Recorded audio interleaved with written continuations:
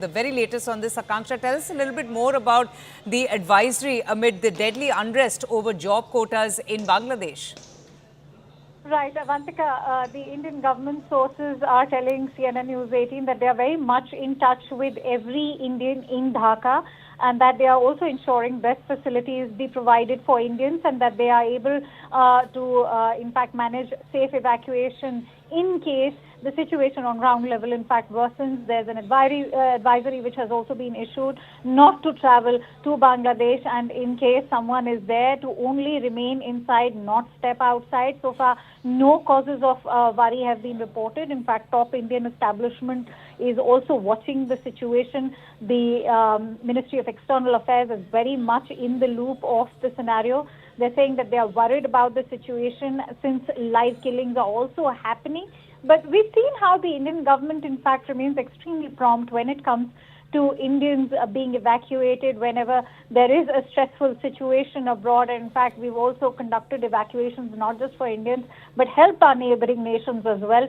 As far as the tensions in Bangladesh are concerned, we all know that these Bangladeshi students have been protesting against the 30% quota, which has been ruled by the Bangladesh High Court to reinstate the contentious 30% quota for government jobs for children of freedom fighters and for freedom fighters and their descendants, something you also highlighted earlier. Absolutely, but it has been on the boil for quite a few days now. The situation still hasn't come under control. Akanksha, what are you hearing from the government here? Have they spoken to their counterpart? Because students have been protesting for quite a few days, and in fact, they're extremely upset with the job quotas. Absolutely, and India would not want to interfere just yet because they very much respect the fact that this is Bangladesh's internal matter. Bangladesh is also a prioritized neighborhood nation for us. It very much comes under the neighborhood first policy of India. But having said that, government jobs in Bangladesh are highly coveted as a stable and lucrative source of income. Until, in fact, 2018, 56% of government jobs were reserved for various categories, Avantika.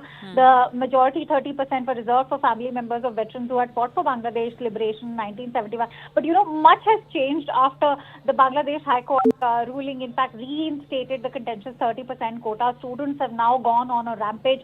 They want that meritocracy should be prioritized and that, quota cannot take away government jobs. As I highlighted, it's extremely coveted and it's also a stable and lucrative source of income. We've seen So do these students feel that the system unfairly benefits the families of the pro-government groups? Absolutely, they do feel that. Women and people from underdeveloped districts, in fact, have also been enjoying 10% reservation each. But if you see the protests that are taking place in Dhaka, students from the more urban parts of Bangladesh are now stepping out that why should, their talents or merit be put under question or why should they be denied just because, their forefathers were freedom fighters and that quota should in fact be completely done away with. As far as this situation on ground level in Bangladesh is concerned, it's also turning out to be extremely anti-establishment, Avantika, because remember, there are pro-government, groups that are also attacking these students.